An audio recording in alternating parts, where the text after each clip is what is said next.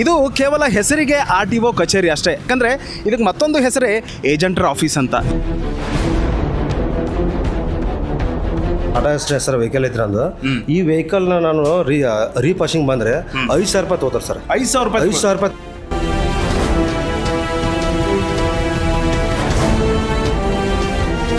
800 ರೂಪಾಯಿ ಜಾಗದೊಳಗೆ 6,000 ತಗೋತಿ ಅಂತಂದ್ರೆ ನೀವೆಲ್ಲರೂ ಈ ಆಫೀಸ್ ಒಳಗೆ ಕೆಲಸ ಮಾಡೋದಕ್ಕಿಂತ ನಮ್ಮೂರ ಕಡೆ ದನ ಕಾಯಕ್ಕೆ ಬರ್ರಿ ನೀವೆಲ್ಲರೂ.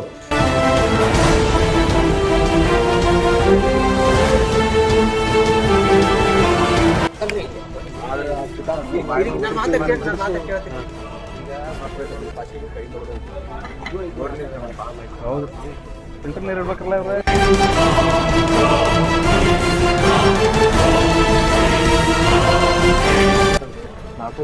ನಾಲ್ಕೂರು ಸಾವಿರ ಒಂದು ಟಮ್ ಇವು ಇದ ಪ್ಯಾಸೆಂಜರ್ದಾರಲ್ಲ ಅಲ್ರಿ ಬೂಟ್ಸ್ ಇದು ಅಂದ್ರೆ ಇವ್ರದ್ದೆಲ್ಲ ಹಿಡಿದು 400 ಏನು ರೀ ಟೋಟಲ್ ರೀ.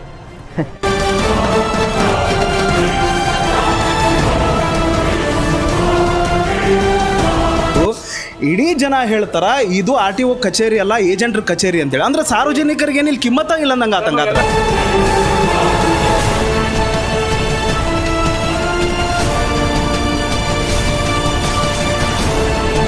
ಎಷ್ಟು ನಾಚಿಕೆಟ್ಟ ಅವ್ರದಿರಿ ಅಂತಂದ್ರೆ ನೀವು ಅಲ್ಲಿ ಮಧ್ಯದೊಳಗೆ ಮುದೋಳು ಬೈಪಾಸ್ ಒಳಗೆ ಗಾಡಿ ತರ್ಬಿಸ್ತೀರಿ, ಗಾಡಿ ತರ್ಬಿಸಿ ಮಂತ್ಲಿ ಕೊಡಬೇಕು ಅಂತ ಹೇಳ್ತೀರಿ. ನಿಮಗೆ ಮಂತ್ಲಿ ಕೊಟ್ಟಂತ ಕಂಪ್ಲೀಟ್ ಡೀಟೇಲ್ಸ್ ನನ್ನ ಕಡೆ ಇದಾವೆ. ಯಾವ ಗಾಡಿಯಿಂದ ಒಂದು ತಿಂಗಳಿಗೆ ನಿಮ್ಗೆ 2,000 ರೂಪಾಯಿ ಬರ್ತೈತಿ, 3,000 ರೂಪಾಯಿ ಬರ್ತೈತಿ, ಇದೆಲ್ಲನೂ ನನ್ನ ಕಡೆ ವಿತ್ ಪ್ರೂಫ್ ಇದಾವೆ. ಇದಕ್ಕೇನು ಉತ್ತರ ಕೊಡ್ತೀರಿ ನೀವು? ನೋಡ್ತೀನಿ ನಾನು.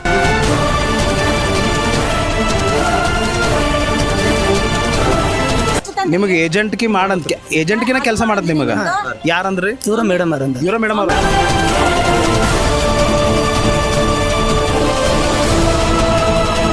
ಸಾರ್ವಜನಿಕರ ಹತ್ರ 5,000 ಗಟ್ಟಲೆ ಸಾರ್ವಜನಿಕರ ಹತ್ರ ದುಡ್ಡನ್ನು ಕೇಳುವಂಥ ಕೆಲಸ ಇದು ತತ್ಕ್ಷಣ ನಿಲ್ಲಬೇಕು. ನಿಲ್ಲದೆ ಹೋದರೆ ಉಗ್ರವಾದ ಹೋರಾಟ ನಡೀತೈತಿ. ಇದೇ ಒಂದು ಎಚ್ಚರಿಕೆಯನ್ನು ಕೊಡ್ತಾ ಇದ್ದೀವಿ RTO ಆಫೀಸ್ ಅವ್ರಿಗೆ.